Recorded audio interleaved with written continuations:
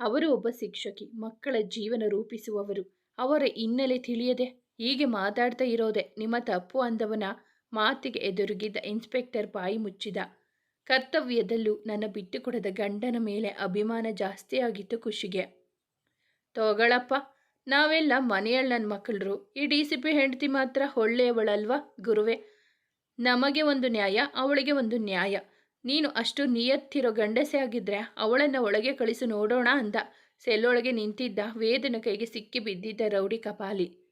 ಅವನೆದುರು ಬಂದು ನಿಂತ ವೇದ ತನ್ನೆಲ್ಲ ಕೋಪವನ್ನು ಮುಷ್ಟಿಯಲ್ಲಿಟ್ಟು ಅವನ ಮುಖಕ್ಕೆ ಒಂದು ಪಂಚ್ ಕೊಟ್ಟಿದ್ದ. ಅವನ ಮೂಗಲ್ಲಿ ರಕ್ತ ಜಿನುಗಿತ್ತು. ನನ್ನ ಗಂಡಸುತನ ನಿಂಗೆ ಯಾವಾಗ ಏನು ತೋರಿಸೋದು? ನಿನ್ನ ಅಣ್ಣನ ಕಾಲು ಮುರಿದು ನಿನ್ನ ಒಳಗೆ ತಳ್ಳಿದಾಗಲೇ ನಾನು ಏನು ಅಂತ ನಿನಗೆ ಗೊತ್ತಾಗಿರುತ್ತೆ. ಆ್ಯಂಡ್ ನಾವು ಮಾತಾಡುವಾಗ ನೀನು ಯಾವನ ಮಧ್ಯೆ ಮಾತಾಡೋಕೆ, ಯಾರ್ಯಾರು ಹೇಗೆ ಅಂತ ತಿಳ್ಕೊಂಡು ನಡ್ಕೊಳ್ಳೋದು ನಮಗೆ ಗೊತ್ತಿದೆ ಅಂದಾಗ ಮೂಗು ಮುಚ್ಚಿಕೊಂಡ ಹಿಂದೆ ಸರಿದಿದ್ದ ಅವನು ಮತ್ತೆ ಮಾತನಾಡಲಿಲ್ಲ. ಲೇಡೀಸ್ ಇನ್ಸ್ಪೆಕ್ಟರ್ ಅಲ್ಲಿಗೆ ಬರಲು ಅಲ್ಲಿಯವರೆಗೂ ತನ್ನ ಹೆಂಡತಿಯ ಕಡೆ ನೋಡದ ವೇದ ಅವಳನ್ನು ಈಗ ನೋಡಿದ್ದ. ಬತ್ತಿದ ಮುಖದಲ್ಲಿ ಕಣ್ಣಿಂದ ಕಣ್ಣೀರು ಜಾರಿರುವ ಕುರುಹು ಅವನಿಗೆ ಸ್ಪಷ್ಟವಾಗಿ ಕಾಣಿಸಿತು. ಆದರೂ ತನ್ನ ಕರ್ತವ್ಯ ಮರೆಯಲಿಲ್ಲ. ಅವಳು ಅವನನ್ನು ನೋಡಿ ಮುಖ ಚಿಕ್ಕದು ಮಾಡಿ ಕಣ್ಣು ತುಂಬಿಕೊಳ್ಳಲು ಮತ್ತೆ ಅವಳನ್ನು ನೋಡಲು ಹೋಗಲಿಲ್ಲ ವೇದ. ಅವನ ಮನಸ್ಸಲ್ಲಿ ಅದಾಗಲೇ ಅವಳನ್ನು ಇಲ್ಲಿ ಹೀಗೆ ನೋಡಿ ಸಂಕಟ ಶುರುವಾಗಿತ್ತು. ಇನ್ನೂ ನೋಡಿದರೆ ಅವನು ತನ್ನ ಸ್ಥೀಮಿತ ಕಳೆದುಕೊಳ್ಳೋದು ಖಂಡಿತ ಅಂದುಕೊಂಡು ಆ ಕಡೆ ತಿರುಗಿದ. ಖುಷಿ ಅವನನ್ನು ನೋಡುತ್ತಿದ್ದಳು. ಅವಳ ಮನಸ್ಸಲ್ಲಿ ವೇದನ ಬಗ್ಗೆ ಭಯ ಮೂಡಿತು. ಅಲ್ಲಿದ್ದ ವಿಚಾರಣಾ ಕೊಠಡಿಗೆ ಖುಷಿ ಇನ್ಸ್ಪೆಕ್ಟರ್ ಜೊತೆ ಹೋಗಲು ಸಂಜೀವ್ ಹಾಗೂ ವೇದ ಕೂಡ ಅವಳನ್ನು ಹಿಂಬಾಲಿಸಿದರು. ಎದುರು ಬದರು ಕುರ್ಚಿಯಲ್ಲಿ ಖುಷಿ ಜೊತೆ ಲೇಡಿ ಇನ್ಸ್ಪೆಕ್ಟರ್ ಕುಳಿತಾಗ ಖುಷಿ ಕುಳಿತಿದ್ದ ಎಡ ದಿಕ್ಕಿಗೆ ಚೇರ್ ಹಾಕಿ ಕೈಕಟ್ಟಿ ಕುಳಿತಿದ್ದ ವೇದ. ತನ್ನವಳನ್ನು ಈ ರೀತಿ ನೋಡಲು ತುಂಬ ಹಿಂಸೆ ಆಗುತ್ತಿತ್ತು ಅವನಿಗೆ. ಮನಸ್ಸಲ್ಲಿ ಮಹಾಯುದ್ಧವೇ ನಡೆಯುತ್ತಿತ್ತು. ಆದರೆ ಹೊರಗಡೆ ತುಂಬ ಶಾಂತವಾಗಿರುವಂತೆ ಕಾಣುತ್ತಿದ್ದ. ಅವನು ಮೇಲ್ತುಟಿಯನ್ನು ಕಚ್ಚುತ್ತಾ ಕೈಯನ್ನು ಒಮ್ಮೆ ಮುಷ್ಟಿ ಕಟ್ಟುತ್ತಾ ಹಣೆಗೆ ಬೆರಳಿಂದ ತೀಡಿಕೊಳ್ಳುತ್ತಾ ಕೋಪವನ್ನು ಕಂಟ್ರೋಲ್ ಮಾಡಿಕೊಳ್ಳುತ್ತಾ ಕುಳಿತಿದ್ದ ವೇದ. ಅವನ ಹೆಗಲ ಮೇಲೆ ಕೈ ಇಟ್ಟ ಸಂಜೀವ್. ರಿಲ್ಯಾಕ್ಸ್ ವೇದ ಅಂದು ಪಿಸುಗುಟ್ಟಿದ. ಇನ್ಸ್ಪೆಕ್ಟರ್, ನಿಮ್ಮ ಹೆಸರು? ಖುಷಿ. ಖುಷಿ. ಇನ್ಸ್ಪೆಕ್ಟರ್, ಪೂರ್ತಿ ಹೆಸರು ಹೇಳಿ. ಖುಷಿ ವೇದಾಂತ್ ವಸಿಷ್ಠ. ಏನು ಮಾಡ್ಕೊಂಡಿದ್ದೀರಾ? ಲೆಕ್ಚರರ್. ಯಾವ ಕಾಲೇಜು? ಖುಷಿ, ಡಿಪ್ಲೊಮಾ ಕಾಲೇಜು. ಇನ್ಸ್ಪೆಕ್ಟರ್, ನಿಮ್ಮ ಹಸ್ಬೆಂಡ್ ಏನು ಮಾಡ್ತಾ ಇರೋದು? ಖುಷಿ, police officer. Inspector, police post? ಖುಷಿ, ಡಿ.ಸಿ.ಪಿ. ವೇದಾಂತ್ ವಸಿಷ್ಠ ಅಂದಾಗ ಕೈ ಕಟ್ಟಿದ ವೇದ ಮುಷ್ಟಿ ಬಿಗಿ ಮಾಡಿದ್ದ. ಅವನ ಕಡೆ ಇನ್ಸ್ಪೆಕ್ಟರ್ ಒಮ್ಮೆ ನೋಡಿ ತಮ್ಮ ಕೆಲಸದಲ್ಲಿ ಮತ್ತೆ ಗಮನ ಕೊಟ್ಟರು. ಇವಾಗ ಹೇಳಿ, ನೀವು ಈ ವ್ಯವಹಾರದಲ್ಲಿ ಎಷ್ಟು ವರ್ಷದಿಂದ ಇದ್ದೀರಾ? ನೋಡಿ, ನನಗೆ ಇದೆಲ್ಲ ಏನೂ ಗೊತ್ತಿಲ್ಲ. ನನಗೆ ಇದಕ್ಕೆ ಯಾವುದೇ ಸಂಬಂಧ ಇಲ್ಲ. ಇನ್ಸ್ಪೆಕ್ಟರ್, ಮತ್ತೆ ಇವತ್ತು ನಿಮ್ಮ ಬ್ಯಾಗಲ್ಲಿ ಹೇಗೆ ಬಂತು? ಖುಷಿ, ಅದು ನನಗೆ ಗೊತ್ತಿಲ್ಲ. ನನ್ನ ಬ್ಯಾಗಲ್ಲಿ ಅದೇಗೆ ಸಿಕ್ತು ಅನ್ನೋದೇ ನನಗೆ ಗೊತ್ತಿಲ್ಲ. ಇನ್ಸ್ಪೆಕ್ಟರ್, ಸುಳ್ಳು ಹೇಳಬೇಡಿ, ನಿಜ ಹೇಳಿ. ಖುಷಿ, ಸುಳ್ಳು ಹೇಳುವಂಥ ಕರ್ಮ ನನಗೇನು ಬಂದಿಲ್ಲ. ಹಿಂದೊಮ್ಮೆ ನಮ್ಮ ಕಾಲೇಜಲ್ಲಿ ಈ ದಂಧೆ ನಡೆಯುವಾಗ ನಾನೇ ಖುದ್ದಾಗಿ ಬಂದು ಕಂಪ್ಲೇಂಟ್ ಕೊಟ್ಟು ಅದನ್ನು ತಡೆದಿದ್ದೀನಿ. ಅಂಥದ್ರಲ್ಲಿ ನಾನು ಹೇಗೆ ಈ ದರಿದ್ರ ಕೆಲಸ ಮಾಡಲಿ? ಇನ್ಸ್ಪೆಕ್ಟರ್, ಅಂದರೆ ನಿಮಗೂ ಇದಕ್ಕೂ ಸಂಬಂಧ ಇಲ್ಲ? ಖುಷಿ, ಇಲ್ಲ.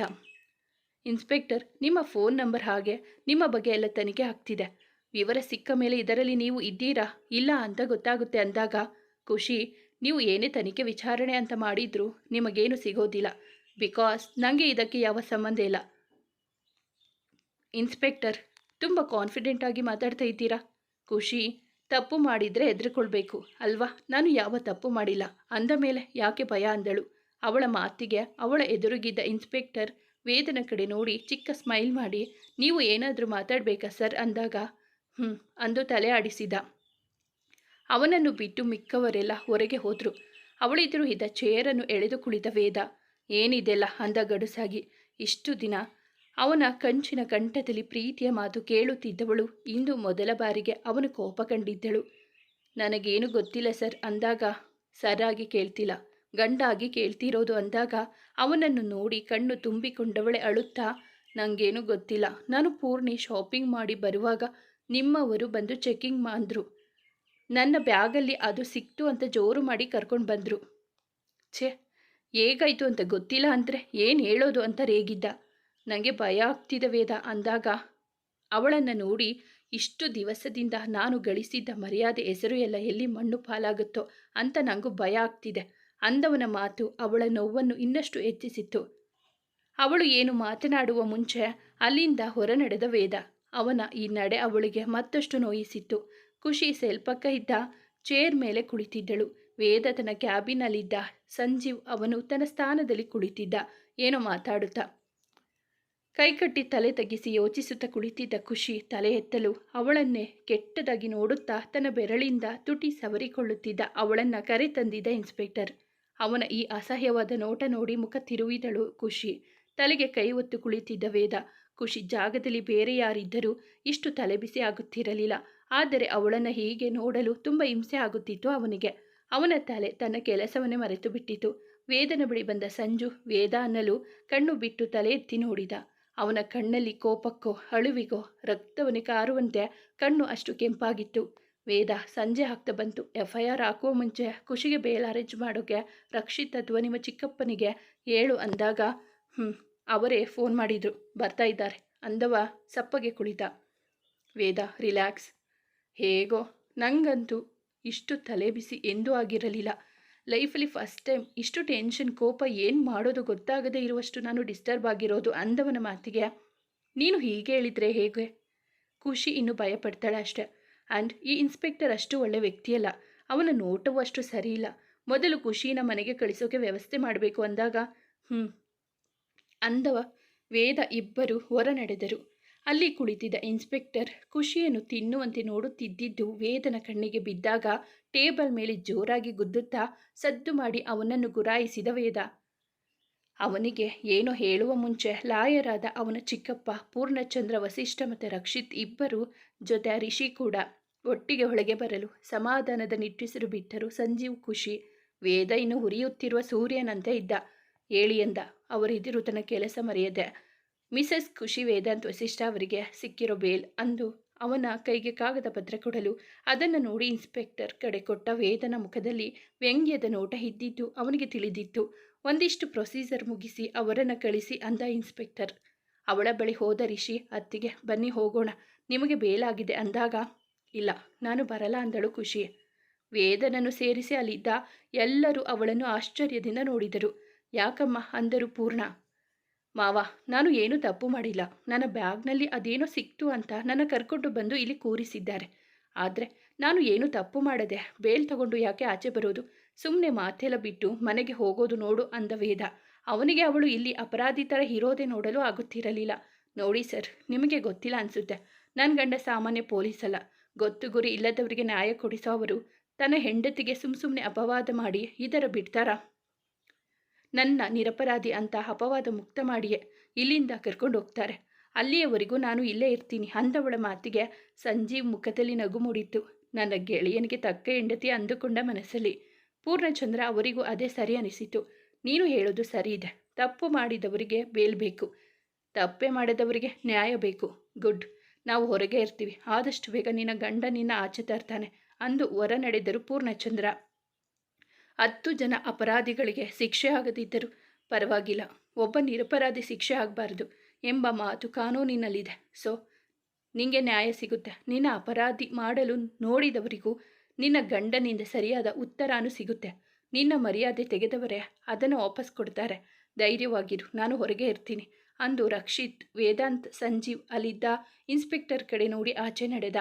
ಅತ್ತಿಗೆ ಕುಡಿಯೋಕೆ ಏನಾದರೂ ಬೇಕಿತ್ತ ಅಂದವನಿಗೆ ಬೇಡ ಅನ್ನುವಂತೆ ತಲೆ ಆಡಿಸಿದಳು ಖುಷಿ. ಓಕೆ, ನಾನು ಚಿಕ್ಕಪ್ಪ ಜೊತೆ ಇರ್ತೀನಿ ಅಂದು ನಡೆದನು ರಿಷಿ. ವೇದ ಖುಷಿ ಕಡೆ ನೋಡಲು 1 ನಿಮಿಷ ಅಂದಳು. ಅವಳ ಎದುರು ಹೋಗಿ ನಿಂತು ಏನು ಅಂದ. ನನ್ನ ಫೋನ್ನಿಂದ ನಿಮಗೆ ಒಂದಿಷ್ಟು ಫೋಟೋ ಮೆಸೇಜ್ ಕಳಿಸಿದೆ ನೋಡಿದ್ರಾ ಅಂದಳು ಸ್ವಲ್ಪ ಮೆದುವಾಗಿ. ಇಲ್ಲ ಅನ್ನುವಂತೆ ತಲೆ ಆಡಿಸಿದ. ನನ್ನ ಈಗ ನೋಡಿ ನಿಮಗೆ ಕೋಪ ಬಂದಿದೆ ಅಂತ ಗೊತ್ತು, ಆದರೆ ನೀವು ನಿಮ್ಮ ಕರ್ತವ್ಯ ಮರೆಯೋದು ತಪ್ಪಲ್ವಾ ಅಂದಾಗ ಕಣ್ಣು ಕಿರಿದು ಮಾಡಿ ಹುಬ್ಬು ಗಂಟಿಕ್ಕಿ ಅವಳನ್ನು ನೋಡಿದ ವೇದಾಂತ್.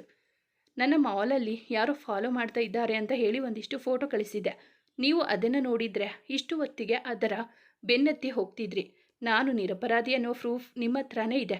ಅವನು ನನ್ನ ಬ್ಯಾಗ್ ಕದ್ದು ಓಡುವಾಗ ಅಲ್ಲಿದ್ದ ಜನರೆಲ್ಲ ಸೇರಿ ಅವನನ್ನು ಹಿಡಿದುಕೊಂಡು ಹೊಡೆದು ನನ್ನ ಬ್ಯಾಗ್ ಕೊಡಿಸಿದ್ದು.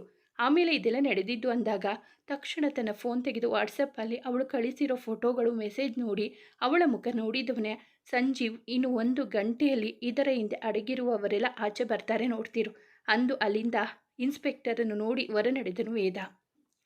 ಸಂಜೀವ್ ಅವನ ಜೊತೆ ಆಚೆ ಹೋಗಲು ನೀನು ಇಲ್ಲೇ ಇರು ನಿನ್ನ ತಂಗಿ ಜೊತೆ, ನಾನು ಒಬ್ಬನೇ ಹೋಗ್ತೀನಿ ಅಂದು ಬೈಕ್ ಸ್ಟಾರ್ಟ್ ಮಾಡಿ ಅಲ್ಲಿಂದ ನಡೆದ ವೇದ. ಹೊರಗೆ ಇದ್ದವರ ಬಳಿ ಬಂದ ಸಂಜೀವ್, ಇನ್ನು ಸ್ವಲ್ಪ ಹೊತ್ತು ಅಷ್ಟೇ, ಬೇಳೆ ಎಲ್ಲ ಏನೂ ಬೇಡ, ಖುಷಿ ತಪ್ಪಿಲ್ಲ ನಿರಪರಾಧಿ ಅಂತ ಪ್ರೂಫ್ ಸಮೇತ ಸಾಬೀತಾಗಿ ಮನೆಗೆ ಬರ್ತಾಳೆ ಅಂದು ಒಳ ನಡೆದರು ಅವನು. ವೇದ ಗೊಂದಲದಲ್ಲಿ ಏನು ಮಾಡದೆ ಕೋಪದಲ್ಲಿ ಇದ್ದಿದ್ದು ನೋಡಿದ ಖುಷಿಗೆ ಅವನು ತಾನು ಕಳಿಸಿರೋ ಮೆಸೇಜ್ ನೋಡಿಲ್ಲ ಎಂದು ಅನಿಸಿತು. ಅದನ್ನು ನೋಡಿದ್ದರೆ ಅವಾಗಲೇ ಇಷ್ಟೊತ್ತಿಗೆ ಇಲ್ಲಿಂದ ಹೋಗುತ್ತಿದ್ದರು ಅಂದುಕೊಂಡವಳ ಊಹೆ ಸರಿಯಿತು. ಕೇವಲ ಫೋನ್ ಕಾಲ್ಸ್ ನೋಡಿದ ವೇದ ಮೆಸೇಜ್ ಫೋಟೋಗಳನ್ನು ನೋಡದೆ ಮರೆತಿದ್ದ. ಟೆನ್ಷನ್ನಲ್ಲಿ ಏನು ಮಾಡೋದು ಗೊತ್ತಿಲ್ಲದೆ ಇದ್ದವನಿಗೆ ಖುಷಿ ಹೇಳಿದ್ದು ನೋಡಿದ ಮೇಲೆ ತಲೆ ಸರಿಯಾಗಿ ಕೆಲಸ ಮಾಡಿತ್ತು. ಖುಷಿ ಎದುರು ಬಂದ ಸಂಜೀವ್, ಇನ್ನು ಸ್ವಲ್ಪ ಹೊತ್ತು ಅಷ್ಟೇ, ಇದರಲ್ಲಿ ಶಾಮೀಲು ಆಗಿರೋರೆಲ್ಲ ಆಚೆ ಬರ್ತಾರೆ ಅಂದಾಗ ಒಂದು ಚಿಕ್ಕ ನಗು ಕೊಟ್ಟಳು ಅವನಿಗೆ. ಅವನು ಅವಳ ತಲೆ ಸವರಿ ಇನ್ಸ್ಪೆಕ್ಟರನ್ನು ಗುರಾಯಿಸಿ ತನ್ನ ಸ್ಥಾನಕ್ಕೆ ಹೋದ. ಇಲ್ಲಿ ಇಷ್ಟೊತ್ತು ನಡೆದಿದ್ದು ನೋಡುತ್ತಾ ನಿಂತಿದ್ದ ರೌಡಿ ಕಡೆ ಇನ್ಸ್ಪೆಕ್ಟರ್ ಉಗುಳು ನುಂಗಿದ. ಅಲ್ಲಿಂದ ಸ್ಟೇಷನ್ ಹೊರಗೆ ಬಂದವನೇ ಫೋನ್ ಮಾಡಿದ. ಹಲೋ ಅಂದವ ಆ ಕಡೆಯಿಂದ.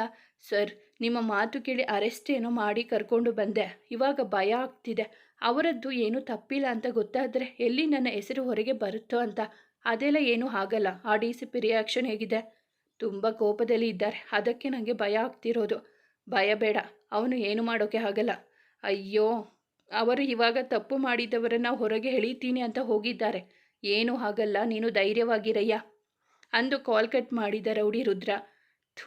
ದುಡ್ಡಿನ ಆಸೆಗೆ ಬಿದ್ದು ಏನೋ ಮಾಡೋಕ್ಕೆ ಹೋಗಿ ಏನೇನೋ ಆಗೋಯ್ತು. ಆ ಸರ್ ಕೈಗೆ ನಾನು ಸಿಕ್ಕಿಬಿದ್ದರೆ ಅಂತ ನೆನೆಸಿಕೊಂಡವನ ಎದೆ ನಡುಗಿತ್ತು. ಬೈಕ್ ಏರಿ ಹೋದವನ ಉಗ್ರ ನರಸಿಂಹ ಅವತಾರ ನೋಡುವ ಸಮಯ ದೂರ ಇರಲಿಲ್ಲ. ವೇದ ಬರುವಾಗ ಪೂರ್ಣಿಗೆ ಫೋನ್ ಮಾಡಿ ಮಾಲ್ ಹತ್ತಿರ ಬರಲು ಹೇಳಿದ. ಅವಳು ಅಲ್ಲಿಗೆ ಬಂದಾಗ ಅಲ್ಲಿದ್ದ ಮ್ಯಾನೇಜರ್ ಹತ್ತಿರ ಮಾತನಾಡಿಸುತ್ತಾ ಇದ್ದ CCTV ಅಷ್ಟು ವಿಡಿಯೋ ನೋಡಿದ. ಅದರಲ್ಲಿ ಖುಷಿ ಪೂರ್ಣಿ ನಡೆದಿದ್ದು ಓಡಾಡಿದ್ದು ಎಲ್ಲ ಇತ್ತು. ಖುಷಿ ಬ್ಯಾಗ್ ಕದ್ದ ಕಳ್ಳ ಇದ್ದ ವಿಡಿಯೋ ನೋಡಿದ. ಅವನ ಮುಖ ಸರಿಯಾಗಿ ಕಾಣುತ್ತಿರಲಿಲ್ಲ. ಅವನ ಮುಖ ಸರಿಯಾಗಿ ಕಾಣುವ ವಿಡಿಯೋಕ್ಕಾಗಿ ಎಷ್ಟೇ ನೋಡಿದರೂ ಸಿಗದಿದ್ದಾಗ ಅಲ್ಲಿ ಇದ್ದ ಪ್ರತಿಯೊಂದು ಶಾಪ್ ಕಡೆಯ CCTVನೂ ಚೆಕ್ ಮಾಡಿಸಲು ಒಂದರಲ್ಲಿ ಸಿಕ್ಕಿತ್ತು. ಅದನ್ನು ಪಡೆದುಕೊಂಡು ಅಲ್ಲಿ ನಡೆದ ಅಷ್ಟು ವಿವರವನ್ನು ಪೂರ್ಣಿಯಿಂದ ಪಡೆದು ಅಲ್ಲಿನ ಮಾಲಲ್ಲಿ ಸಂಪೂರ್ಣ ಚೆಕ್ ಮಾಡಿಸಿ ಕೆಲವೊಬ್ಬರ ಹೇಳಿಕೆ ಪಡೆದು ಸಿಕ್ಕಿದ ಮಾಹಿತಿ ಪ್ರೂಫ್ ಎಲ್ಲ ಹಿಡಿದು ಅವನು ಹೊರಗಿದ್ದು ಆ ರೌಡಿಗಳಿದ್ದ ಗುಹೆಗೆ. ಅವರನ್ನು ಅರಸಿ ಹೊರಟವನ ಕೈಗೆ ಕಂಡಿದ್ದು ತೇಲಾಡುತ್ತಾ ಇದ್ದವರು ಸಿಕ್ಕಿ ಬಿದ್ದಿದ್ದರು. ಖುಷಿಯಿಂದ ಬಿದ್ದಿದ್ದ ರೌಡಿಗಳ ನಡ ಮುರಿದು ಅವರಿಗೆ ಸರಿಯಾಗಿ ಬಾರಿಸಿದ ವೇದ. ಅಲ್ಲಿದ್ದ 4-5 ಜನ ರೌಡಿಗಳನ್ನು ಎಳೆದುಕೊಂಡು ಬಂದಿದ್ದ ಸ್ಟೇಷನ್ಗೆ. ಸ್ಟೇಷನ್ ಎದುರು ಬಂದು ನಿಂತವ ಅವರನ್ನು ಎಳೆದು ತಂದು ಖುಷಿ ಮುಂದೆ ಬೀಳಿಸಿದ್ದ. ಅದೆಷ್ಟಿತ್ತೋ ಕೋಪ, ಎಲ್ಲವನ್ನು ಅವರ ಮೇಲೆ ತೀರಿಸಿಕೊಂಡಿದ್ದ ವೇದಾಂತ್. ಅವನ ಕೈಯೆಲ್ಲ ರಕ್ತ ಆಗಿತ್ತು ಅವರಿಗೆ ಹೊಡೆದ ರೀತಿಗೆ. ಖುಷಿಯಿಂದ ಬಿದ್ದಿದ್ದ ಪಿಂಕ್ ಶರ್ಟ್ ತೊಟ್ಟವನ ತಲೆ ಕೂದಲು ಹಿಡಿದು ಖುಷಿ ಎದುರು ಎಳೆದು ತಂದ ವೇದ. ಇವನೇ ತಾನೆ ನಿನ್ನ ಬ್ಯಾಗ್ ಕಿತ್ತುಕೊಂಡಿದ್ದು ಅಂದಾಗ ಅಂದಳು ಅವನನ್ನು ನೋಡಿ. ಅವನ ಕೆನ್ನೆಗೆ ಬೀಸಿ ಹೊಡೆದ ವೇದಾಂತ್. ಅವನನ್ನು ಇನ್ಸ್ಪೆಕ್ಟರ್ ಮುಂದೆ ನಿಲ್ಲಿಸಿ, ಇವನೇ, ಅವರ ಬ್ಯಾಗಲ್ಲಿ ಆ ಡ್ರಗ್ಸ್ ಇಟ್ಟಿದ್ದು, ವಿತ್ ಪ್ರೂಫ್ ತಂದು ನಿಮ್ಮ ಮುಂದೆ ನಿಲ್ಲಿಸಿದ್ದೀನಿ, ಇವಾಗ ಯಾರನ್ನು ಒಳಗೆ ಹಾಕ್ತೀರಾ ಅಂದಾಗ ಅವನು ವೇದನನ್ನು ಎದುರು ಹಾಕಿಕೊಳ್ಳದೆ ಆ ರೌಡಿಗಳನ್ನು ಎಳೆದು ಸೆಲ್ಲಲ್ಲಿ ಹಾಕಿದ್ದ. ಅಲ್ಲಿದ್ದ ಸಿಸ್ಟಮ್ಗೆ ಮಾಲ್ನಲ್ಲಿ ನಡೆದಿದ್ದ ಅಷ್ಟು ವಿಡಿಯೋ ಇದ್ದ ಪೆನ್ ಡ್ರೈವ್ ಹಾಕಿ ಇನ್ಸ್ಪೆಕ್ಟರ್ಗೆ ತೋರಿಸಿದ ವೇದಾಂತ್. ಅದರಲ್ಲಿ ಅವಳ ಹಿಂದೆ ಮುಂದೆ ಸುತ್ತುತ್ತಾ ಅವಳ ಬ್ಯಾಗ್ ಕಿತ್ತು ಓಡುವಾಗ ಅವನು ಬ್ಯಾಗ್ ಒಳಗೆ ತನ್ನ ಪ್ಯಾಂಟ್ ಜೇಬಿನಿಂದ ತೆಗೆದ 1-2 ಪ್ಯಾಕ್ಗಳನ್ನು ಹಾಕಿದ್ದು ಸರಿಯಾಗಿತ್ತು. ನಂತರ ಜನ ಎಲ್ಲ ಸೇರಿ ಅವನನ್ನು ಹಿಡಿದು ಹೊಡೆದಾಗ ಅವರಿಂದ ತಪ್ಪಿಸಿಕೊಂಡು ಓಡಿದ್ದು. ಸ್ವಲ್ಪ ಹೊತ್ತಿಗೆ ಅಲ್ಲಿಗೆ ಪೊಲೀಸ್ ಅವರು ಬಂದಾಗ ಅವರ ಜೊತೆ ಖುಷಿ ಮಾತಾಡಿದ್ದು. ಆಮೇಲೆ ಚೆಕ್ಕಿಂಗ್ ಎಲ್ಲ ಅದರಲ್ಲಿ ಸೆರೆ ಆಗಿತ್ತು. ನೋಡಿದ್ರಾ, ಇವಾಗ ಏನು ಹೇಳ್ತೀರಾ? ಯಾರು ಆರೋಪಿ, ಯಾರು ಅಪರಾಧಿ ಅಂದ ವೇದ ಗಡಸಾಗಿ. ಸಾರಿ ಸರ್ ಅಂದ ಇನ್ಸ್ಪೆಕ್ಟರ್. ಖುಷಿ ಕೈಗೆ ಅವಳ ಬ್ಯಾಗ್, ಫೋನ್ ಎಲ್ಲ ಕೊಟ್ಟು ಸಾರಿ ಮೇಡಮ್ ಅಂದಾಗ, ನಿಮಗೆ ಇವಾಗೇ ಗೊತ್ತಾಯ್ತಾ?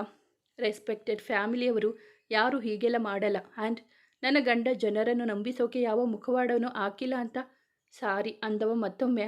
ನಿಮಗೆ ಯಾರು ಕಾಲ್ ಮಾಡಿದ್ರು ಅಲ್ಲಿಗೆ ಹೋಗೋಕೆ ಅಂದ ವೇದ. ಯಾವುದೋ ಅನೋನ್ ನಂಬರ್ ಅನಿಸುತ್ತೆ ಸರ್ ಅಂದಾಗ, ಆ ನಂಬರ್ ಕೊಡಿ ಅಂದ. ಸರ್ ಅದು ಇಲ್ಲ ಗೊತ್ತಿಲ್ಲ ಅಂತ ತಡವರಿಸಿ ಹೇಳಿದಾಗ, ನಾನೇ ತಗೊಳ್ಬೇಕಾ ಇಲ್ಲ ನೀವೇ ಕೊಡ್ತೀರಾ ಅಂದಾಗ ಅವನು ಭಯದಲ್ಲೇ ನಂಬರ್ ಕೊಟ್ಟಿದ್ದ. ಅವರಿಂದ ನಂಬರ್ ಪಡೆದ ವೇದ ಅವನು ಕೊಡಲು ಹಿಂದೇಟು ಹಾಕಿದಾಗಲೇ ಅವನಿಗೆ ಕನ್ಫರ್ಮ್ ಆಗಿತ್ತು, ಇದರಲ್ಲಿ ಈ ಇನ್ಸ್ಪೆಕ್ಟರ್ ಇದ್ದಾನೆ ಎಂದು. ಮೀಡಿಯಾದವರಿಗೆ ಯಾರು ಹೇಳಿದ್ದು ಅಂದಾಗ ನನಗೆ ಗೊತ್ತಿಲ್ಲ ಅಂದ. ಇಷ್ಟೆಲ್ಲ ಹುಡುಕಿದವನಿಗೆ ಅದು ಕಂಡಿಡಿಯೋದು ಏನು ದೊಡ್ಡದಲ್ಲ ಅಂದವ. ತಾನೇ ಖುದ್ದು ಕರೆಸಿದ್ದ ಮೀಡಿಯಾ ಮುಂದೆ ಇನ್ಸ್ಪೆಕ್ಟರ್ನನ್ನು ಕಳಿಸಿದ ವೇದಾಂತ್. ಮೀಡಿಯಾ ಮುಂದೆ ಬಂದು ನಿಂತವನೇ, ಇದರಲ್ಲಿ ಮಿಸ್ಸಸ್ ಖುಷಿ ವೇದಾಂತ್ ಅವರದ್ದು ಏನೂ ತಪ್ಪಿಲ್ಲ, ಇದೆಲ್ಲ ಯಾರದ್ದೋ ಷಡ್ಯಂತ್ರ ಅಂತ ಹೇಳಿ ಅವಳ ಮೇಲಿದ್ದ ಅಪವಾದವನ್ನು ಸರಿಸುವಂತೆ ಮಾಡಿದ್ದ ವೇದ. ಇಷ್ಟೆಲ್ಲ ಆದರೂ ವೇದ ಖುಷಿ ಕಡೆ ನೋಡಲಿಲ್ಲ.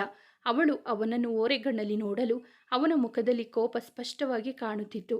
ತಪ್ಪಿಲ್ಲದಿದ್ದರೂ ತನ್ನ ಕಡೆ ನೋಡದ ಗಂಡನ ನಡೆ ನಿಜವಾಗಿಯೂ ಅವಳಿಗೆ ತುಂಬ ನೋವು ನೀಡಿತು. ಇನ್ಸ್ಪೆಕ್ಟರ್ ಒಳಗೆ ಬಂದು, ಮೇಡಮ್ ನೀವಿನ್ನೂ ಹೋಗಬಹುದು ಅಂದಾಗ ಅವಳು ಅಲ್ಲಿ ಬಾಗಿಲ ಕಡೆ ಮುಖ ಮಾಡಿ ಕುಳಿತಿದ್ದ ವೇದಾಂತ್ನನ್ನು ನೋಡಿ ಹೊರಗೆ ಹೋದಳು. ಅವಳು ಹೋಗಿದ್ದು ನೋಡಿದವನೇ ಅಲ್ಲಿ ನಿಲ್ಲದೆ ತನ್ನ ಕ್ಯಾಬಿನ್ ಹೋಗಿದ್ದ. ಹೊರಗೆ ಬಂದ ಖುಷಿಯನ್ನು ಕಂಡು ರಿಷಿ ಅವಳ ಬಳಿ ಬಂದ. ನೀನು ಹೇಳಿದಂತೆ ಎಲ್ಲ ಕ್ಲಿಯರ್ ಆಯ್ತಲ್ಲ, ಇವಾಗ ಮನೆಗೆ ನಡಿಯಮ್ಮ ಅಂದರು ಪೂರ್ಣಚಂದ್ರ. ಹಾ ಮಾವ ಅಂದಳು. ರಿಷಿ ನೀನು ಮನೆಗೆ ಕರ್ಕೊಂಡು ಹೋಗು, ನಾನು ಚಿಕ್ಕಪ್ಪನ ಜೊತೆ ಹೋಗ್ತೀನಿ, ಸ್ವಲ್ಪ ಕೆಲಸ ಇದೆ ಅಂದ ರಕ್ಷಿತ್. ಅವನು ಸರಿ ಎಂದು ತಲೆ ಆಡಿಸಿದಾಗ ಅವರಿದ್ದ ಕಾರು ಮುಂದೆ ಹೋಗಿತ್ತು. ಅತ್ತಿಗೆ ಹೋಗೋಣ ಅಂದ. ಅಂದಳು. ಆದರೆ ಇಬ್ಬರ ನೋಟ ಇದ್ದಿದ್ದು ಸ್ಟೇಷನ್ನ ಬಾಗಿಲ ಕಡೆ. ವೇದಾಂತ್ ಅಲ್ಲಿದ್ದಾನೇನೋ ಅಂತ ನೋಡಿದ ಖುಷಿಗೆ ನಿರಾಸೆ. ಆದರೆ ಇವನೇನು ಇಷ್ಟೊತ್ತಿದ್ದರೂ ಮಾತಾಡಿಸೋಕೆ ಬರಲೇ ಇಲ್ಲ ಅಂತ ಯೋಚನೆಗೆ ಬಿದ್ದಿದ್ದ ರಿಷಿ. ಹೋಗೋಣವಾ ಅಂದ. ಖುಷಿ ಮಾತಿಗೆ ಎಚ್ಚೆತ್ತು ಬೈಕ್ ಸ್ಟಾರ್ಟ್ ಮಾಡಿದಾಗ ಬೈಕ್ ಏರಿ ಕುಳಿತಳು. ಅವರು ಹೋಗುವುದನ್ನು ತನ್ನ ಕ್ಯಾಬಿನ್ನ ಗಾಜಿನ ಕೋಣೆಯಲ್ಲಿ ನಿಂತು ನೋಡುತ್ತಿದ್ದ ವೇದಾಂತ್. ಎಲ್ಲ ಸರಿಯಾದರೂ ಅವನ ಕೋಪ ಮಾತ್ರ ಕಡಿಮೆ ಆಗಿರಲಿಲ್ಲ. ವೇದ ಅನ್ನುತ್ತಾ ಬಂದು ಅವನ ಹಿಂದೆ ನಿಂತ ಸಂಜು. ಏಳು ಅಂದವ. ಹೇಗೆ ಸಿಕ್ಕಿದ್ದು ಆ ಕಳ್ಳ ಅವರೆಲ್ಲ? ಅದೆಲ್ಲ ಫ್ರೀ ಪ್ಲ್ಯಾನ್ಡ್. ಇವಳನ್ನು 2 ದಿನ ಫಾಲೋ ಮಾಡಿ ಇವತ್ತು ಮಾಲಲ್ಲಿ ಇವಳ ಬ್ಯಾಗ್ ಕಿತ್ಕೊಂಡು ಅದರಲ್ಲಿ ಡ್ರಗ್ಸ್ ಹಾಕಿ ಪೊಲೀಸ್ ಹತ್ರ ಖುಷಿನ ಸಿಕ್ಸೋ ಪ್ಲ್ಯಾನ್. ಯಾರ ಕೈವಾಡ? MP ಮತ್ತು ರುದ್ರ ಇಬ್ಬರದ್ದು. ಇವನು MP ಕಡೆ ಹುಡುಗ, ಆದರೆ ಆ ರುದ್ರ ಇದೆಲ್ಲ ಕೆಲಸ ಮಾಡಿಸ್ತಾ ಇದ್ದಿದ್ದು. ನಿಂಗೆ ಹೇಗೆ ಗೊತ್ತಾಯಿತು ಇದೆಲ್ಲ? ಆಗಲೇ ಖುಷಿ ನಿಂಗೆ ಏನೋ ಹೇಳಿದ್ಲು ಅಲ್ವಾ? ಏನು? ಇವರು ಖುಷಿಯ ಫಾಲೋ ಮಾಡೋದು ಅವಳಿಗೆ ಗೊತ್ತಾಗಿ ನನಗೆ ಹೇಳೋಕ್ಕೆ ಕಾಲ್ ಮಾಡಿದಾಗ ನಾನು ನೋಡಿಕೊಂಡಿಲ್ಲ. ಆಮೇಲೆ ಮೆಸೇಜ್ ಮಾಡಿದ್ದಾರೆ. ಅಲ್ಲದೆ ಬುದ್ಧಿ ಉಪಯೋಗಿಸಿ ಅವರಿಬ್ಬರು ಸೆಲ್ಫಿ ತಗೊಳ್ಳುವಂತೆ ಮಾಡಿ ಆ ಕಳ್ಳರ ಫೋಟೋ ತೆಗೆದು ನನಗೆ ಕಳಿಸಿದ್ದಾರೆ. ವಾವ್, ರಿಯಲಿ ವೇದ, ಖುಷಿ ಸೂಪರ್ ಗರ್ಲ್. ಅವಳ ಬೋಲ್ಡ್ನೆಸ್ ನಿಜವಾಗಿಯೂ ಮೆಚ್ಚಲೇಬೇಕು. ಅಷ್ಟು ಧೈರ್ಯವಾಗಿ ಮಾತಾಡಿ ಅವಳು ಬುದ್ಧಿ ಉಪಯೋಗಿಸಿ ಆ ಫೋಟೋ ತೆಗೆದಿರುವುದಕ್ಕೆ ನಿಂಗೆ ಈ ಕೇಸ್ ಸಾಲ್ವ್ ಮಾಡೋಕ್ಕೆ ಆಯಿತು. She is really genius. ಹೌದು ಅಂದ. ಆದರೆ ಅವನ ಕೋಪದವನ್ನು ನೋಡಿ ನೀನ್ಯಾಕೆ ಹೀಗೆ ಕೋಪದಲ್ಲಿ ಇದ್ದೀಯಾ ಅಂದ ಸಂಜು. ಅವನೇನು ಹೇಳಲಿಲ್ಲ. ವೇದ, ಈ ಕೇಸ್ನಲ್ಲಿ ಈ ಇನ್ಸ್ಪೆಕ್ಟರ್ ಇನ್ವಾಲ್ವ್ ಆಗಿದ್ದಾನೆ ಅಂತ ನನಗೆ ಡೌಟ್ ಇಲ್ಲ, ಪಕ್ಕ ಅವನು ಅದರಲ್ಲಿ ಭಾಗಿಯಾಗಿದ್ದಾನೆ. ಡ್ಯಾಮಿಟ್ ಅಂದ ಸಂಜು. ನಿಂಗೆ ಹೇಗೆ? ಅವನ ಅಷ್ಟು ಫೋನ್ ಡೀಟೇಲ್ಸ್ ನನ್ನ ಹತ್ರ ಇದೆ ಅಂದಾಗ ಮುಂದೆ ನೀನು ಇಲ್ಲಿ ನೋಡ್ಕೋ, ನಾನು ಮನೆಗೆ ಹೋಗ್ತೀನಿ ಅಂದ ವೇದ. ಹೋಗಪ್ಪ ಹೋಗು, ಆವಾಗಲೇ ನನ್ನ ತಂಗಿನ ಸರಿಯಾಗಿ ಮಾತಾಡ್ಸೋಕೆ ಆಗಿಲ್ಲ, ಹೋಗಿ ಆರಾಮಾಗಿ ಮಾತಾಡಿಸು ಅಂತ ನಗುತ್ತಾ ಹೇಳಿದ.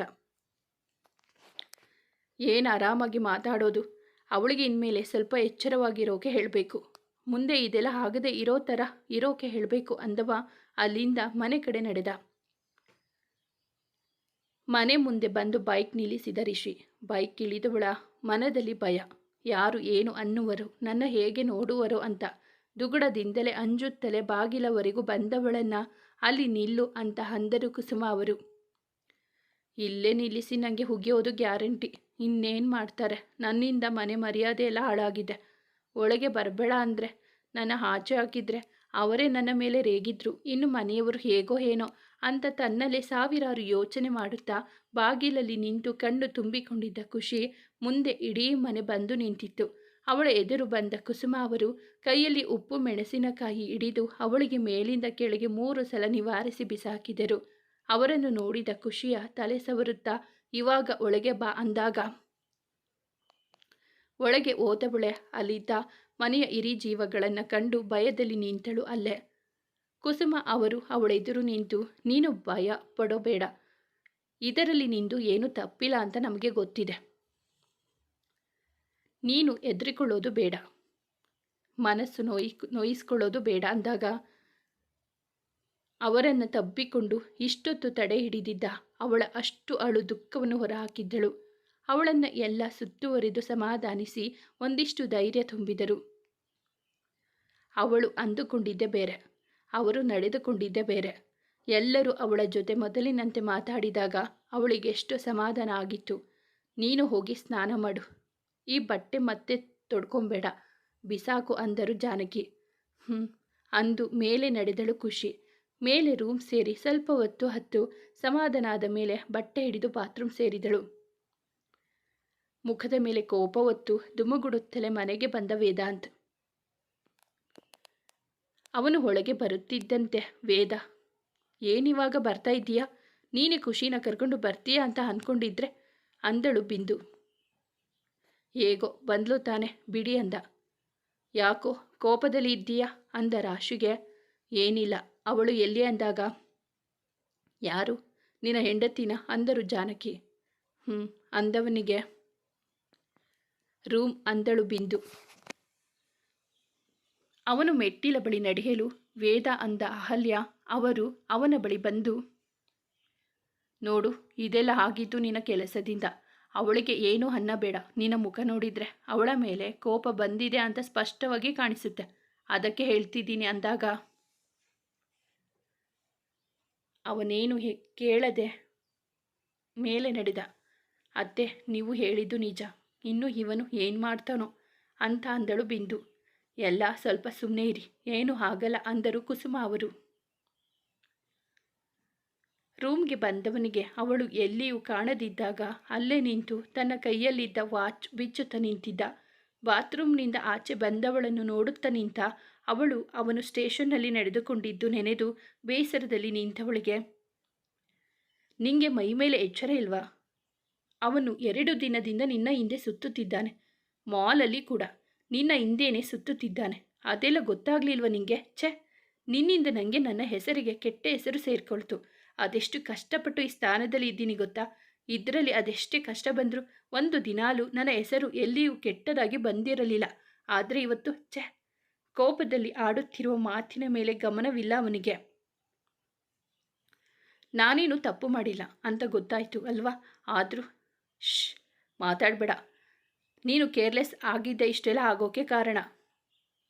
ಅವನು ನಿನ್ನ ಬ್ಯಾಗ್ ಕಿತ್ಕೊಂಡಾಗ ಅದನ್ನು ವಾಪಸ್ ತಗೊಂಡೆ ಅಲ್ವಾ?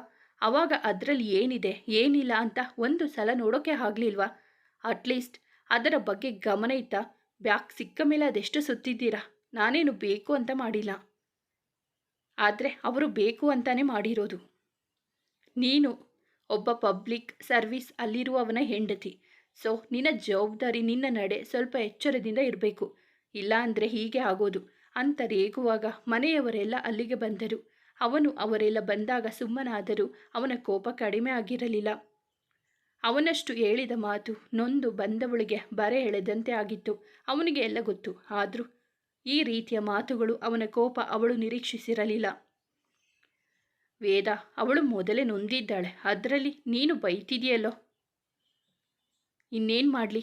ನಾನು ಇವತ್ತು ಹೋಗೋದು ಬೇಡ, ನಾಳೆ ಇಬ್ಬರು ಹೋಗೋಣ ಅಂದೆ. ಹಠ ಮಾಡಿ ಹೋಗಿದ್ದಕ್ಕೆ ಇಂಥ ಅವಾಂತರ ಆಗಿರೋದು ಅಂದಾಗ ಅವಳೇನು ಮಾಡಿಲ್ಲ. ಎಲ್ಲ ಆಗಿರೋದು ನಿನ್ನ ಆ ದರಿದ್ರ ಕೆಲಸದಿಂದ. ಅವಳಿಗೆ ಯಾಕೆ ಅಂತೀಯ ಅಂದ ಅಹಲ್ಯ ಅವರು. ನಿನ್ನಿಂದ ಈ ಮನೆಗೆ ಇನ್ನೂ ಅದೇನೇನು ಕಾದಿದೆಯೋ ಅಂದರು. ಹೌದು, ಈ ಮನೆಯಲ್ಲಿ ಏನೇ ಆದರೂ ಅದಕ್ಕೆಲ್ಲ ನಾನೇ ಕಾರಣ ಅಲ್ವಾ? ನನ್ನ ಕೆಲಸನೇ ಎಲ್ಲದಕ್ಕೂ ಕಾರಣ. ನಾನೇ ಎಲ್ಲಿಗಾದರೂ ಹಾಳಾಗೋಗ್ತೀನಿ, ನೀವೆಲ್ಲ ಆರಾಮಾಗಿ ಇದ್ದು ಬಿಡಿ ಸಿಟ್ಟಿಂದ ಅಂದವ ಅಲ್ಲಿದ್ದ ಎಲ್ಲರ ಮುಖ ನೋಡುತ್ತಾ ಖುಷಿಯನ್ನು ನೋಡಿದ. ಅಳುತ್ತಾ ನಿಂತವಳ ಕಣ್ಣೀರು ಅವನ ಕೋಪ ಕಡಿಮೆ ಮಾಡುವಾಗ ಅಲ್ಲಿ ನಿಲ್ಲದೆ ಬಾಲ್ಕನಿಗೆ ನಡೆದ. ಖುಷಿಯ ಕಣ್ಣೀರು ಒರೆಸಿದ ಜಾನಕಿ ಅಹಲ್ಯ ಅವರು. ಅವನದ್ದು ಇದೆಲ್ಲ ಮಾಮೂಲಿ, ಕೋಪ ಬಂದರೆ ಅಷ್ಟೇ ಇಂಥ ಅವತಾರ. ನೀನೇನು ಅಂದ್ಕೊಂಬೇಡ, ಬಾ, ಆಮೇಲೆ ಸರಿ ಹೋಗ್ತಾನೆ ಅಂತ ಅಂದು ಅವಳನ್ನು ಕೆಳಗೆ ಕರೆದುಕೊಂಡು ಹೋದರು. ಕುಸುಮ ಅವರು ವೇದಾಂತ್ನನ್ನು ನೋಡಿ, ನೀನು ಮಾತನಾಡಿದ್ದು ತಪ್ಪು ಕಂದ. ಅವಳು ನಿನ್ನ ಹೆಂಡತಿ, ನೀನೇ ಅರ್ಥ ಮಾಡಿಕೊಂಡಿಲ್ಲ ಅಂದರೆ ಬೇರೆ ಯಾರೋ ಅರ್ಥ ಮಾಡಿಕೊಳ್ಳುತ್ತಾರೆ. ಎಲ್ಲ ಸರಿ ಇದ್ದಾಗ ಪ್ರೀತಿ ಮಾಡೋದು ಅಲ್ಲಪ್ಪ. ಇಂಥ ಸಮಯದಲ್ಲಿ ಅವಳಿಗೆ ಧೈರ್ಯ ಹೇಳೋದೆ ನಿಜವಾದ ಪ್ರೀತಿ. ನಿಂಗೆ ಇದೆಲ್ಲ ನಾನು ಹೇಳಬೇಕಿಲ್ಲ ಅಲ್ವಾ? ಅಂದು ಅಲ್ಲಿಂದ ನಡೆದರು. ಅವರಿಂದೆ ಎಲ್ಲರೂ ಹೋದರು. ಬಿಂದು ಒಬ್ಬಳೆ ಅಲ್ಲಿ ಉಳಿದಿದ್ದು. ಬಾಲ್ಕನಿಯಲ್ಲಿ ಉರಿಯುವ ಸೂರ್ಯನಂತೆ ಕೋಪದಲ್ಲಿ ನಿಂತವನು ನೋಡಿ ಅವನ ಬಳಿ ನಡೆದಳು. ವೇದ, ಯಾಕಿಷ್ಟು ಕೋಪ ಅಂದಳು ಅವನ ಭುಜದ ಮೇಲೆ ಕೈ ಇಟ್ಟು. ಅತ್ತಿಗೆ, ಅವಳು ಸ್ವಲ್ಪ ಹುಷಾರಾಗಬೇಕು ಅಲ್ವಾ? ಇಷ್ಟು ವರ್ಷ ನಾನು ಕಾಪಾಡಿಕೊಂಡು ಗಳಿಸಿಕೊಂಡು ಬಂದಿದ್ದ ಹೆಸರಿಗೆ ಕೆಟ್ಟ ಮಸಿ ಬಂದರೆ ನನಗೆ ಕೋಪ ಬರಲ್ವಾ? ಹೌದೌದು, ಬರೋ ಮಾತೆ. ಅವತ್ತು ಶಶು ವಸುನ ರೌಡಿಗಳು ಹೊಡೆದಿದ್ರು ಅಂತ ಗೊತ್ತಾಯ್ತಲ್ಲ, ಅವತ್ತು ನಿನಗೆ ಕೆಟ್ಟ ಹೆಸರು ಬರಲಿಲ್ವಾ? ಬರೀ ಕೋಪ ಅಷ್ಟೇ ಬಂತು ಅಲ್ವಾ ಅಂದಳು. ಅವನು ಅವಳ ಮುಖ ನೋಡಲು, ಹೇಳೋ, ರಿಷಿ ರೆಸ್ಟೋರೆಂಟ್ನಲ್ಲಿ ಅದೇ ರೌಡಿಗಳು ಜಗಳ ಮಾಡಿದ್ರಂತೆ. ಅವಾಗಲೂ ಇಷ್ಟೇ ಕೋಪ ಬಂದಿತ್ತಾ? ಅವನಿಗೂ ನನ್ನ ಮರ್ಯಾದೆ ಹೋಯಿತು ಅಂತ ಹೀಗೆ ಬೈದಿದ್ದ? ಅತ್ತಿಗೆ, ಅವಳಿಂದ ರೌಡಿಗಳು ಬಿದ್ದಿದ್ದೆ ನಿನ್ನ ಮೇಲಿನ ದ್ವೇಷಕ್ಕೆ. ಅವಳಿಗೆ ಅದೇಗೆ ಗೊತ್ತಾಗುತ್ತೆ? ಹೋಗ್ಲಿ, ನೀನಾದರೂ ಸ್ವಲ್ಪ ಹುಷಾರಾಗಿರಬೇಕು ಅಂತ ಮೊದಲೇ ಹೇಳಿದ್ಯಾ? ಇಲ್ಲ ತಾನೆ? ಅಲ್ಲ, ಅವಳನ್ನು ಅಷ್ಟು ಪ್ರೀತಿ ಮಾಡ್ತೀನಿ ಅಂತೀಯಾ? ಇಷ್ಟೇನಾ ಅವಳನ್ನು ಅರ್ಥ ಮಾಡಿಕೊಂಡಿದ್ದು? ವೇದ, ಇದರಲ್ಲಿ ನಿಂಗೆ ಅವಳದ್ದು ಏನು ತಪ್ಪು ಕಾಣ್ತಿದೆ ಅದನ್ನು ಮೊದಲು ತಿಳ್ಕೊ. ಅತ್ತಿಗೆ, ಅವಳದೇ ತಪ್ಪು ಅಂತ ಹೇಳ್ತಿಲ್ಲ, ಸ್ವಲ್ಪ ಎಚ್ಚರದಿಂದ ಇರಬೇಕಿತ್ತು ಅಂತ ಹೇಳಿದ್ದು. ಅದನ್ನು ಹೇಳೋ ವಿಧಾನ ಇದೆಲ್ಲ ವೇದ. ಅವಳು ಈ ಥರ ಆಯ್ತಲ್ಲ ಅಂತ ಅದೆಷ್ಟು ಭಯಪಟ್ಟಿರ್ತಾಳೆ ಅಲ್ವಾ? ಮನೆಗೆ ಬಂದಾಗ ಯಾರಾದರೂ ಏನಾದರೂ ಅಂತಾರೇನೋ ಅಂತ ಅಂದುಕೊಂಡು ಅಳುತ್ತಾ ನಿಂತಿದ್ಲು ಗೊತ್ತಾ? ಇದೆಲ್ಲ ನಡೆದು ಅವಳಿಗೆ ತುಂಬ ನೋವಾಗಿರುತ್ತೆ. ನೀನೇ ಧೈರ್ಯ ಹೇಳಿ ಅವಳಿಗೆ ಸಮಾಧಾನ ಮಾಡೋದು ಬಿಟ್ಟು ಹೀಗೆ ಜೋರಾಗಿ ಬೈದರೆ ಅವಳಿಗೆ ಮತ್ತಷ್ಟು ನೋವಾಗಲ್ವಾ? ಅಂದು ತಲೆ ಆಡಿಸಿದ. ನಿಂಗೆ ಅವಳಿಗಿಂತ ನಿನ್ನ ಹೆಸರು ಮರ್ಯಾದೆ ಮುಖ್ಯ ಆಗೋಯ್ತಾ? ಇಲ್ಲ ಅತ್ತಿಗೆ, ನಾನು ಹಾಗೆ ಹೇಳಿಲ್ಲ. ನೀನು ಮಾತನಾಡಿದ ಅರ್ಥ ಅದೇ ಕಣೋ. ಕೋಪದಲ್ಲಿ ಆಡಿದ ಮಾತು ಮತ್ತೆ ಸರಿ ಹೋಗಲ್ಲ, ತಿಳ್ಕೊ. ಅವಳಿಗೆ ಇವಾಗ ಏನು ಅನಿಸುತ್ತೆ ಹೇಳು? ನನ್ನ ಗಂಡನಿಗೆ ನನಗಿಂತ ಅವನ ಹೆಸರು ಕೆಲಸನೇ ಮುಖ್ಯ ಅಂತ ಅಂದ್ಕೊಳ್ತಾಳೆ ಅಷ್ಟೆ. ಅವನು ತಲೆ ತಗ್ಗಿಸಿ ಸುಮ್ಮನೆ ನಿಂತಿದ್ದ, ತನ್ನ ನಡೆಯನ್ನು ಯೋಚಿಸುತ್ತಾ. ನೋಡು ವೇದ, ಇಲ್ಲಿಗೆ ಅವಳು ನಿನ್ನ ನಂಬಿಕೊಂಡೇ ಬಂದಿರೋದು. ಈ ಮನೆಯವರು ಅಷ್ಟೇ ಅಲ್ಲ, ಇಡೀ ಪ್ರಪಂಚವೇ ಅವಳ ವಿರುದ್ಧ ತಿರುಗಿ ನಿಂತರು. ನೀನು ಮಾತ್ರ ಅವಳ ಪರ ಇರಬೇಕು. ನೀನೇ ಅವಳನ್ನು ಒಂಟಿ ಮಾಡಿ ನಿಲ್ಲಿಸಿದ್ರೆ ಅದಕ್ಕಿಂತ ಬೇರೆ ಯಾವ ನೋವು ಹೆಚ್ಚಿಲ್ಲ, ತಿಳ್ಕೊ. ಅತ್ತಿಗೆ, ನಾನು ಸ್ವಲ್ಪ ದುಡುಕಿದೆ ಅಂದವ ಅವಳ ಕಣ್ಣೀರು ನೆನೆದು. ಮನೆಯವರು ಏನು ಅವಳ ಪರ ನಿಂತಿದ್ರು ಸರಿ, ಅಥವಾ ಅವರೆಲ್ಲ ಅವಳಿಗೆ ಬೈದಿದ್ರೆ, ಅವಮಾನ ಮಾಡಿದರೆ ಪಾಪ, ಅವಳು ಏನು ಮಾಡಬೇಕಿತ್ತು? ರಿಷಿ ಹೇಳಿದ, ಖುಷಿ ಕೊಟ್ಟ ಕ್ಲೂ ಇಂದಾನೆ ಅಂತೆ ನಿಂಗೆ ಅಪರಾಧಿಗಳು ಸಿಕ್ಕಿದ್ದು. ಅತ್ತಿಗೆ, ಅವಳ ಜಾಣತನದಿಂದಲೇ ಅವಳು ಬೇಗ ನಿರ್ದೋಷಿ ಅಂತ ಗೊತ್ತಾಗಿದ್ದು. ನೋಡು, ಗೊತ್ತಿಲ್ಲದೆ ನಿಂಗೆ ಹೆಲ್ಪ್ ಮಾಡಿದ್ದಾಳೆ, ಅದಕ್ಕೆ ಮೆಚ್ಚುಗೆ ಕೊಡುವುದಕ್ಕೆ ಬಿಟ್ಟು ಬೈತೀಯ? ಮುಂದುವರಿಯುವುದು. ಸ್ನೇಹಿತರೆ, ಈ ಕತೆ ನಿಮಗೆ ಇಷ್ಟವಾಗಿದ್ದರೆ ದಯವಿಟ್ಟು ಒಂದು ಲೈಕ್ ಮಾಡಿ, ನಮ್ಮ ಚಾನಲನ್ನು ಸಬ್ಸ್ಕ್ರೈಬ್ ಆಗಿ, ಪಕ್ಕದಲ್ಲಿರುವ ಬೆಲ್ ಬಟನ್ ಕ್ಲಿಕ್ ಮಾಡಿ, ನಿಮ್ಮ ಫ್ರೆಂಡ್ಸ್ ಆ್ಯಂಡ್ ಫ್ಯಾಮಿಲಿಗೆ ಕಥೆಯನ್ನು ಶೇರ್ ಮಾಡಿ. ನಿಮ್ಮ ಅನಿಸಿಕೆ ಅಭಿಪ್ರಾಯವನ್ನು ಕಾಮೆಂಟಲ್ಲಿ ತಿಳಿಸಿ. ಕಥೆಯನ್ನು ಕೇಳಿದ್ದಕ್ಕಾಗಿ ಧನ್ಯವಾದಗಳು.